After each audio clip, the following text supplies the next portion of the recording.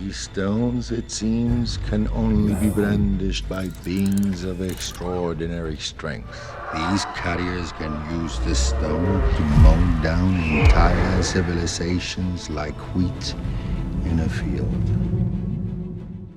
Hi everyone, it's Charlie. You've probably seen the news that Angelina Jolie is supposed to be joining the Marvel Cinematic Universe in the Eternals movie that's going to be shooting later this year. So I'll explain who she's supposed to be playing, how I think that the Eternals movie is going to be invoked somehow during Avengers Endgame and post-credit scene because it's all very Celestial related. And up to this point in the MCU, we've only seen a little bit from the Celestials through the Guardians of the Galaxy movies as they talk about the Infinity Stones. And we're sort of moving past the Infinity Stones, but Thanos is an Eternal of Titan, so he descends from the Eternals that we're going to see during the Eternals movie. So even though they're going to be changing the foundation of the Marvel Cinematic Universe with the plot of Avengers Endgame, there'll still be this line of continuity where you'll be able to tie all the stuff that Thanos is doing with the Infinity Gauntlet to the stuff that was happening tens of thousands of years ago with these Eternals characters.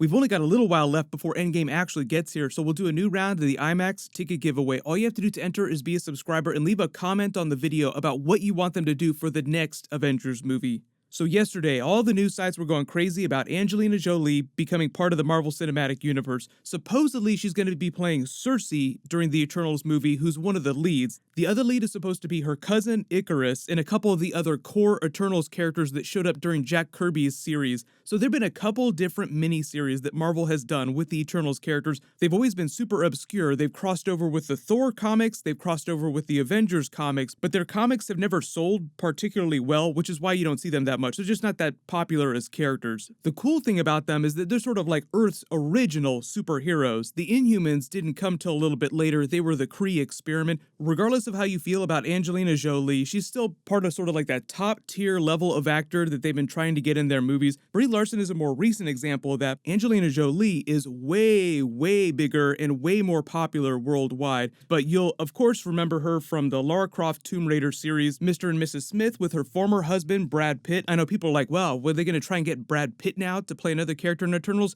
Probably not, because Brad Pitt and Angelina Jolie are in the middle of a very acrimonious separation. So I don't think that they're going to jump at the chance to work with each other on a film together anytime soon. She was in Wanted with Professor X before he became Professor X. That's actually based on a comic book. She played Grendel's mother in Beowulf. You may know her from the Kung Fu Panda series. She played Maleficent. She's actually doing another Maleficent movie coming up really soon. She was Alexander the Great's mother in Alexander. So she's done a lot of heavy mythological comic book related movies before, so doing the Eternals movie wouldn't be any different from that. And because of all the Thor movies, you've sort of seen Marvel's take on how they handle big mythological figures. Thor, Thunder God, Asgardian, really more like an advanced alien race that make themselves seem like gods because they're so powerful. The plot of the Eternals movie, as far as we know, is just their war with the Deviants. The villain of the movie is supposed to be Druig, Icarus's uncle. I assume that he'll be a more evil version of Loki, but they always try to find a way to make people like this sympathetic. The way they've been talking about the plot makes it sound like they'll be tens of thousands of years old instead of millions of years old like they are in the comics. Quick backstory on their characters. What happens is Eternity creates the Celestials and tells them to garden eternity itself, the universe. So they go all over the cosmos trying to grow different life, experimenting, quote unquote, on planets. They come back after eons to see what's happened to their experiments. If life flourishes on a planet, they'll continue to allow it to exist. But if they feel like it's a failed experiment, they'll cull the planet. So that's what you're seeing in this Guardians of the Galaxy scene where you see the Collector explaining the Infinity Stones and you see Esau the Searcher pound the Power Stone on this planet, completely destroying everything. So in the way that they're using the Infinity Stones to explain how certain powerful characters get their powers, they might also try to do the same thing for the Eternals. The reason why the Eternals are so powerful characters is because their bodies contain celestial energy, so it halts the aging process, making them functionally immortal, which is part of the reason why genetically Thanos is so long-lived. I'll explain him in a second, because he descends from a slightly different group of Eternals. But the Celestials using the Infinity Stones in their act of gardening eternity in all the cosmos is just an easy way to sew all this Infinity Saga, these last 10 years of movies together, even though the Eternals is coming during Phase 4 and they're moving past the Infinity Saga storyline.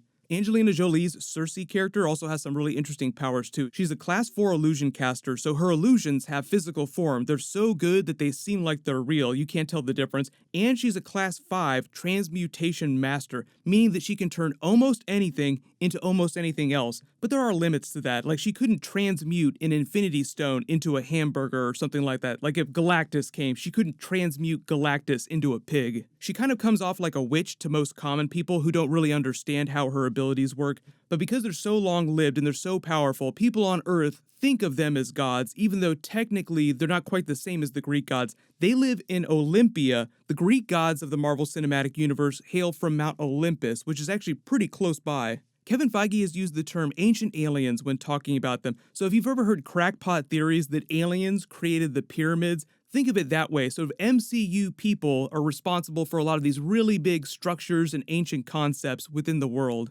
Because we have the X-Men now, we could also say that the X gene is a result of things that the Celestials did when they were creating the Eternals. So a lot of that will just depend on what they do to change the foundation of the MCU within the plot of Avengers Endgame. They've already said that the movie is going to change what you know about reality in the MCU. So it just sounds like they're going to leave a backdoor to explain how all these other superpowered people can exist while the Avengers have been going along this whole time without us knowing about it.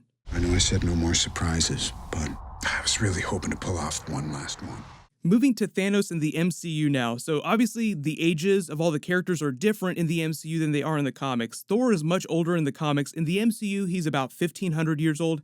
Thanos is older than Thor, but he's younger than Odin. It sounds like these new Eternals characters are going to be around the same age as Thor's grandfather, Bor. So the Asgardians would know that the Eternals are on planet Earth. Thor is probably vaguely familiar with them, or he learned about them in school. Quick backstory, on planet Earth, there's several different groups of Eternals living on different places on planet Earth. The group that we're going to see during the Eternals movie are called Polar Eternals. The group that Thanos' father, Alars of Titan, comes from is from a different place on planet Earth. He's about the same age as Icarus' father, but because they live for tens of thousands of years, they're functionally immortal. Thanos is actually much younger than the characters that you see during the Eternals movie. So when you see Angelina Jolie's character yet, Thanos has not been born yet. What happened, though, is that Alars left to colonize the planet Titan with Thanos' mother. He was born many thousands of years later. They could wind up showing you Thanos being born in one of those Eternal sequels if they wind up doing a trilogy. But those group of Eternals left planet Earth. The ones that we see during the Eternals movie, like Angelina Jolie's character, they stayed on planet Earth. So they would still be around in present day, and I don't think that they cast someone as big as Angelina Jolie without trying to get her into one of the future Avengers movies. So I think that they'll try to find a way to explain how these Eternals characters can still be around while all this Avengers Infinity War and Avengers Endgame stuff is going on without us knowing about it.